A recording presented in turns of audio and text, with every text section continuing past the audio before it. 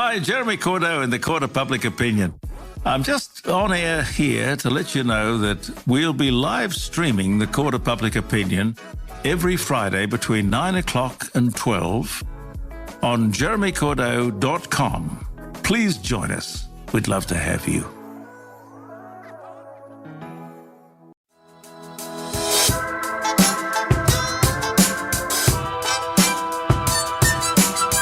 Talking About Marketing is a podcast for business owners and leaders, produced by my dad, Steve Davis, and his colleague at Talked About Marketing, David Olney, in which they explore marketing through the lens of their own 4 Ps: person, principles, problems, and perspicacity. Yes, you heard that correctly. Apart from their love of words, they really love helping people. So they hope this podcast will become a trusted companion on your journey in business. People use different methods of working out what they do in a certain situation in life. And I know in America there are a lot of bumper stickers from the Bible Belt, what would Jesus do, etc. Our title for this episode is What Would Arnold Schwarzenegger Do? And David, I think you're going to take up the mantle later in this episode to perhaps suggest what he would say. I am, but for the moment what I have to say is, we're going to terminate it. Before we've even begun. Sorry, had to. It's the coolest sci-fi movie ever. Our 4 Ps. Number 1, person. The aim of life is self-development, to realise one's nature perfectly. That is what each of us is here for. Oscar Wilde. David, you've heard the saying that you pick your battles. Indeed. And I tried to do so, otherwise I'd get in far too many. Well, in the person segment, I've got a sort of a riff on that in relation to when you're engaged in an argument or a persuasive conversation with someone and things are stuck. It's not so, yes, on one hand, you pick your battles. Is this a conversation worth having? And I must say, contentious topics, political topics, I learned many years ago, I don't even start these or partake in them in any social media forum because they have been geared up, as we've talked about often. All those boffins want are engagement. So they want hatred and drive-by insulting because that keeps people glued to the thing. And I find no satisfaction. It's just not worth it. There's no room for nuance. That said, so there's one argument here is, do you get involved in this argument or not? You pick your battle. But the other thing is, you can pick your mode of conversation. And this I've gleaned from the book How Minds Change by David McRaney. Not firsthand, that's actually on my list. I'm going to be reading that over summer. But listening to David's podcast, which Lisa Kennewell put us onto, it's called You Are Not So Smart. He actually did a special episode where he got himself interviewed about the book he wrote, How Minds Change. And there's a really interesting section in this interview that I want to share with us in this segment because it might come in handy for us in the cut and thrust of discussions and arguments with people either close to us or business clients, whatever it might be. And here it is. Whenever we're confronted by something we disagree with, so if, David, you say something, can you say something to me that I would disagree with? South Australian Shiraz tastes like shoe polish. Right. Straight away, my mind throws up reactants, they're called, because I just don't agree with you whatsoever because what you're saying is against what I hold true. So I will come up with reasons why that's wrong. Just shoot from the hip. One, of course, I do know that you like Pinot Noir, so that bars you from having anything sensible to say about wine. I only made the comment I made to get you wound up because you asked me to. And shoe polish, for whatever reason, was the first word that popped in my head that I thought would elicit the appropriate response. So here's the thing. These reactants, instantly, it's like... are very real. They're very real. We send out to defend our position. However, if we hear something we like, yep, we just let it go through to the keeper. All is good here, nothing to say. And so David makes the point, not David Olney, but Mr. David McRaney, that often what's happening here is lazy thinking and or a debate style. So reactive thinking happens when you're on guard because your position is being challenged. But the bit that came out in this conversation, drawn from his book, is when he puts something forward that you want to look out for. You want to grab the conversation by the scruff of the neck, gently, and shape it in a way that makes your opponent, in inverted commas, stop and go, well, because you've posed a question to get them to reflect on what they're saying, and that moment, the well, that little comment is the sign that we're about to have a proper reflective conversation. Let's have a listen to this quote. In all these conversation techniques, you open up with trying to prevent reactance, but that's something that has to do with two people. And then you ask for a claim, or you talk about the issue and you ask on a scale from 0 to 10, if it's a fact-based claim, you say, how certain are you from 0 to 10? How confident are you that this is true or this is false? And if it's an attitude-based issue, you say from 0 to 10, like, how strongly do you feel about it? Like 10 would be, and you imagine some extreme scenario, and 0, you imagine some other extreme scenario.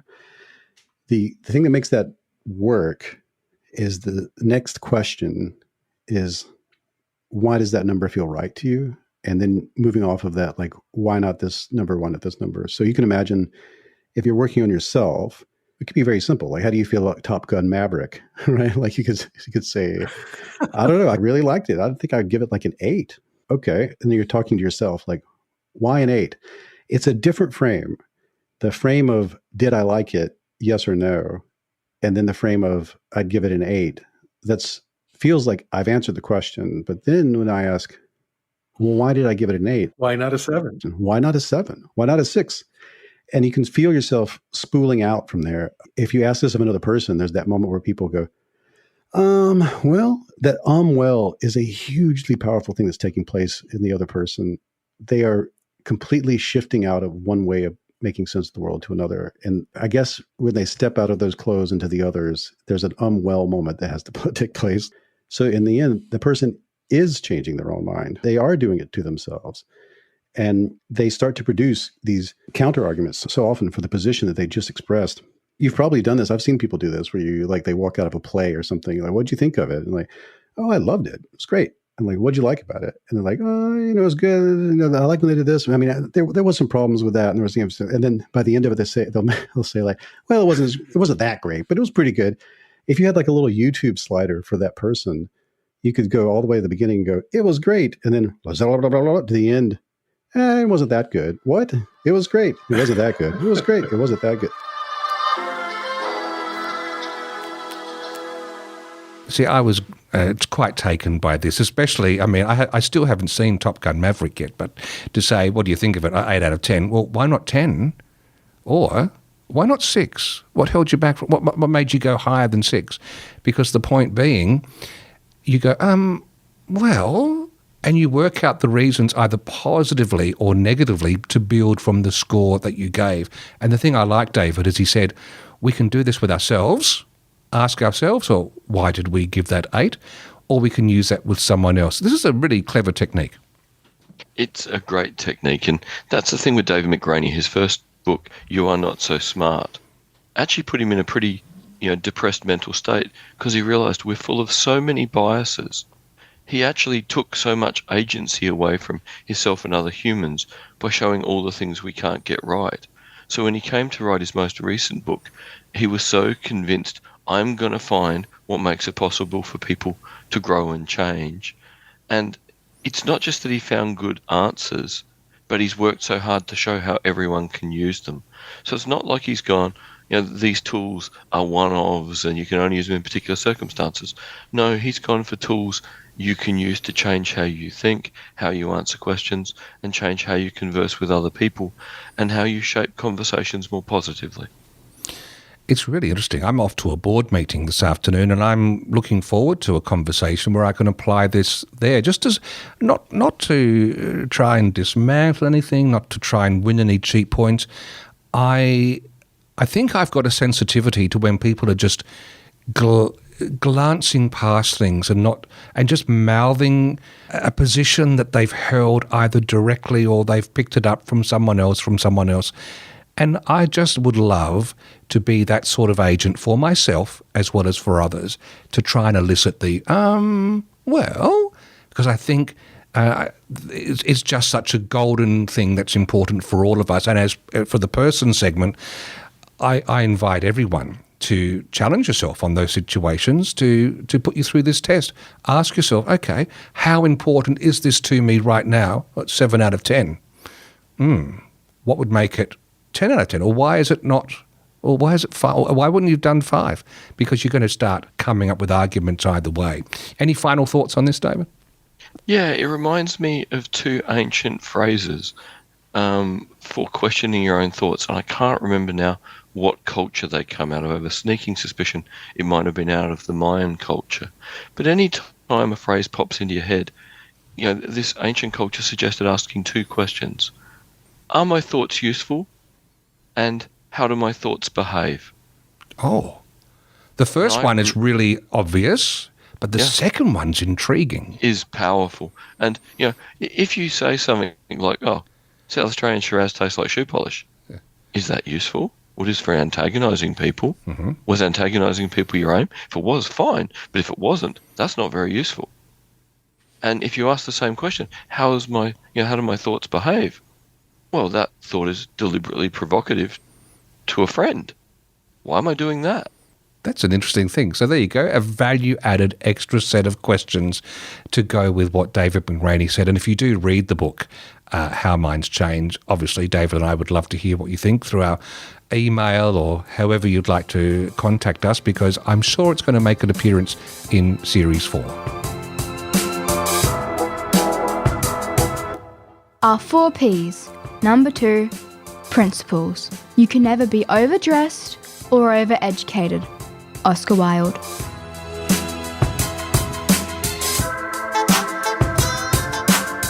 Hasta la vista, baby. Hasta la vista, Steve. You probably have a much better Arnold Schwarzenegger voice at the moment because you're more of a Central European. You're immersed in listening to him reading his book. And what's the book's called Be Useful, 7 Tools for Life. That's the one. David, either as yourself or as Arnold, can you take us through, because see, believe, achieve is a well-known saying, but you and Arnold have inserted an explain there. Can you please explain? Arnie's book has got so much amazing stuff in it. And if you can use all of it, you're probably going to end up being a superstar overachiever like Arnold Schwarzenegger. My suggestion is listen or read the book and try and get 1 or 2 things to take away that you can actually apply every day, because that's still a big win. And the bit that stuck with me most when he used the example of see, believe, achieve, which is a very old, very common phrase in self-help. That if you can have the vision of it and you can believe you can achieve it, then you will achieve it. And Arnie makes the point, no, that's not actually the case. Between the see, believe, and achieve, you need to add explain. It needs to be see, believe, explain, and achieve. Because if you can't explain your vision to yourself and others, well, how are you going to know that it's worth committing to? How are you going to see all the nuances, the details, the stages? How are you going to break it down into achievable goals? How are you going to show people that you really understand what you're trying to do? How are you going to convince them that they might want to work with you and that they can trust you to lead on this project? So the explanation is nearly as important as the vision. The vision's great, but that's all in your head. The explanation is where you take a brilliant idea or a hypothesis out of your head and put it in the world in a way that you can reflect on and other people can reflect on, and you can both benefit and maybe get colleagues and supporters to help you get towards your goal. It's just adding explain makes the original adage so much better. Let's have a little snippet of him. Now, when I was training the Special Olympians, I remember I had around 10 young fellows standing there. And the idea was to start with the bench press. And they have kind of an empty bar put above them. And that empty bar they grip, and then they feel kind of the gravity of the bar pulling down. And I had them just kind of like do the bench press, go all the way down with the bar to the chest and then all the way up again. And the idea was to do kind of like 10 reps. And then have them get up, and then the next one lies down and does his 10 reps. And then later on, we put some 10-pound plates on each side to increase the weight. And so there was one guy that laid down on a bench, and he all of a sudden, when they put the bar above his chest, and he gripped his hands around the bar, all of a sudden he started freaking out, and he started screaming really loud, and he jumped up. I grabbed the bar quickly, and then I kind of put him at ease. I said, it's okay. It's okay. I said, you may be a little bit afraid. Why don't you just stand right next to me here, and then you just help me count out the reps for the others. What do you say about that, huh? And he said right away, yes, that would be a great idea. And then, of course, I had the other ones lie down and do the repetitions, and he counted it out for them. And it was like then eventually on the end, I said to him, I said, do you want to try again? And then he said, yes. So he laid down on the bar. No, wrong. He laid down on the bench. They put the bar above his chest, and he started bench pressing it. He started pressing it up and down and up and down and up and down, and he did 10 reps. So I said to him, I said, don't put the bar down. Do you want me to put some extra weights on it? And he said, yes, I would like to try that, yes. Let me see if I can do it. And I put on 10-pound plates, and then he did another 10 reps. Then I put another 10-pound plates on it on each side, and then he did another 4 reps. Then put on another 10-pound plates on, and he did another 4 reps. And this, within a short period of time, this guy gained confidence and strength all at the same time, within a short period of time. So anyway, this was a great story. It made me feel so good, and I said to myself, wait a minute, I didn't even make any money on this. This was not a career builder at all. Why am I so happy? And I realized I was happy because I did something for someone else. It had nothing to do with me. The other thing I found in a lot of Arnold's work is he's always also on about not listening to naysayers. And I wonder if that works well with this see, believe, explain, achieve, because perhaps what gives naysayers room for their seeds of doubt to grow is when you can't enunciate clearly what it is you're trying to achieve, which gives them wriggle room. Maybe they work together on the same side or different side of the same coin. I think that's absolutely true. And, he makes the point in the book that here he was, this young guy with tons of muscles and terrible English and a thick accent, going to community college, training twice a day, working as a bricklayer in the middle of the day, just being busy and everywhere. And really, no one knew what to make of him. So his ability to explain was critical, because otherwise people would just look and go, he's weird. Why should I listen? But the more he explained, they went, no. He's motivated and he's thoughtful and he's trying really hard, and that's a good idea, and he's got a plan. So explanation is a great way to help people get past their first gut reaction. And in Arnie's case, it was that he was a muscle-bound weirdo. I think I learnt to do a similar thing with him with explanation, nowhere near as effectively as him, because I haven't made my $1 zillion like he has, of getting people past me being blind, going, well, okay, here's the thing I want to do, and it's got nothing to do with me being blind, and I'm going to explain to you what we're doing, why we're doing it, how we're going to do it, how we will address any issues as they come up. And it's amazing how well throughout my life a good explanation has won people over.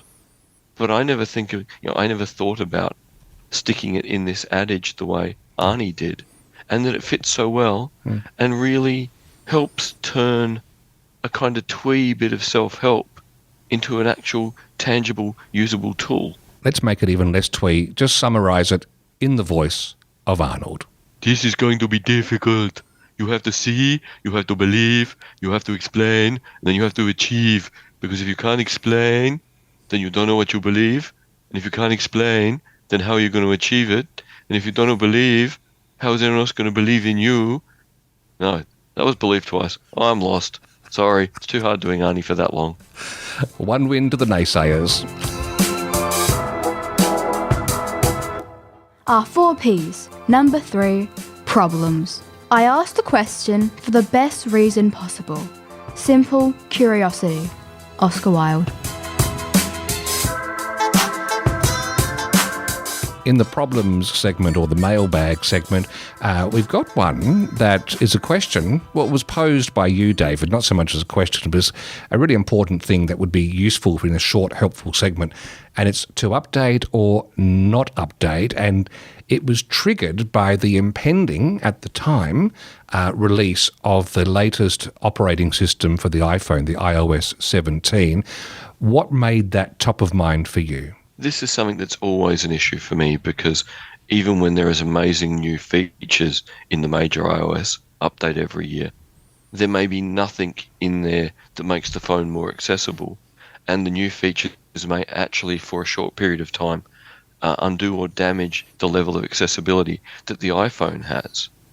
So whereas the general public are often looking at all the fun things they get, I'm normally having to assess it from what functionality as a tool might I lose if I upgrade too early. So I'm always looking at this from a function over form perspective, which is, I think, where people started with should I upgrade or shouldn't I, rather than how excited I am about the new features. So it really has changed over time how we think about this and what kind of discussions people have about whether to update or not to update.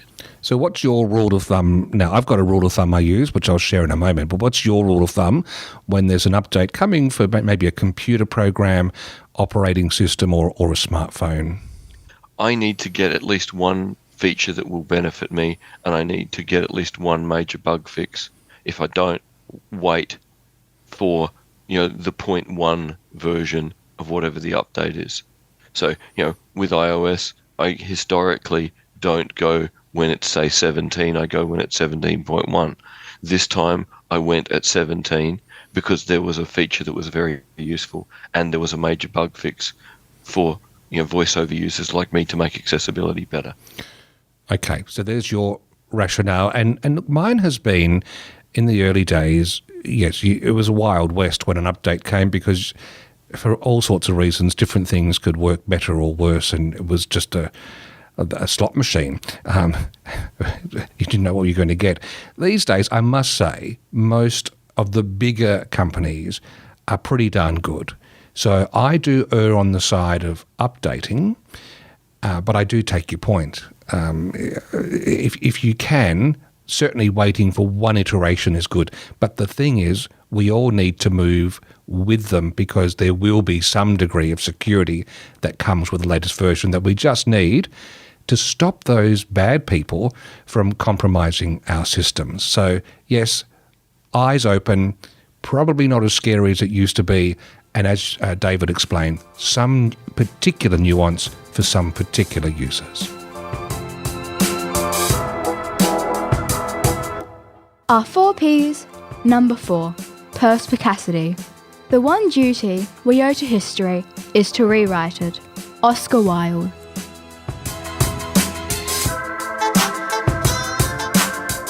In the Perspicacity segment, we are almost done for this season.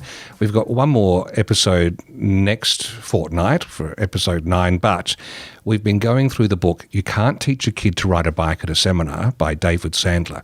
Amazing man who understands the world of sales and put together the Sandler selling system. He's got a whole organisation that still works around the world doing this, but we love this book. We've been working through the Sandler submarine, where he broke down the sales process into 7 stages, and they are bonding and rapport, upfront contract, pain, budget, decision, fulfillment, which we talked about last episode, and now we're at the last point of the submarine before we do a big summary next episode. And this is called the post-sell. David, how do you describe the post-sell stage? I think I'm going to start in describing the post-sell with where I ended last episode, and that is to say there is a very big difference selling to someone versus helping someone solve their problems and helping them achieve their goals. And the post-sell from a Sandler perspective is really you confirming that now someone has agreed to sign the contract, or perhaps even signed the contract. This is your time to confirm to them that this wasn't just about getting money out of somebody, that it was genuinely about, we are here to help you improve that situation and reach that goal.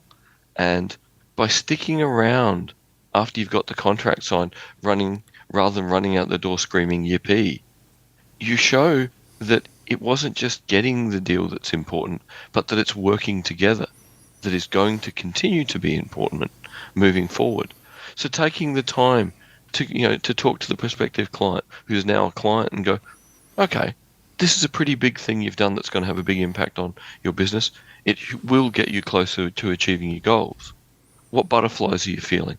Let's spend 10 minutes and talk about those butterflies and see how many of them, I can calm down now, or how many of them I can explain to you when they will be resolved over the next month as we begin to implement.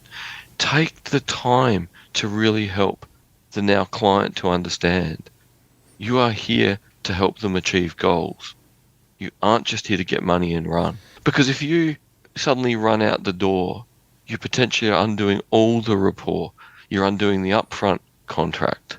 You're undoing the quality way you did the presentation as a fulfillment of all the Sandler steps up until that point. To run at the moment of getting the check is to show, well, all of that was just a way to manipulate you into spending money. And you don't want to do that after working so hard to build the beginning of a good working relationship. And that was a bit in reading the book or listening to the book that surprised me, is he'd done all this work and you're feeling the satisfaction, and he's saying he wants to spend this time to court the opportunity of them backing out, because he'd rather have them back out face to face than get back to the office, go yippee, ring the bell, to then get the message that night or over the weekend to say, no, we've changed our mind. Which is that old adage that a red light is less expensive if you face it right now than if it comes further down the road. Wow. Whereas if you spend that time and help someone work through any concerns they still have, you've got a chance of going forward and maybe having to modify how the next phase of the deal happens, the next phase of the implementation happens. But by spending that time, you're showing the commitment to the person and the company rather than to just, my numbers are good for the month, I get a bonus.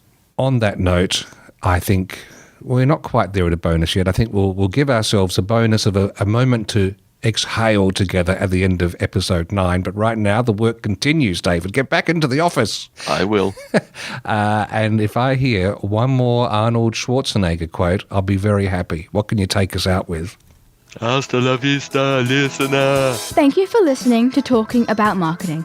If you enjoyed it, please leave a rating or a review in your favourite podcast app.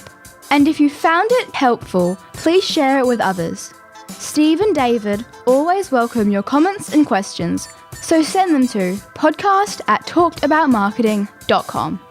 And finally, the last word to Oscar Wilde. There's only one thing worse than being talked about, and that's not being talked about.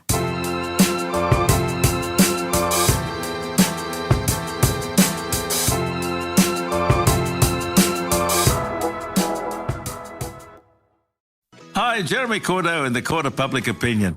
I'm just on air here to let you know that we'll be live streaming the Court of Public Opinion every Friday between 9 o'clock and 12 on jeremycordeaux.com. Please join us. We'd love to have you.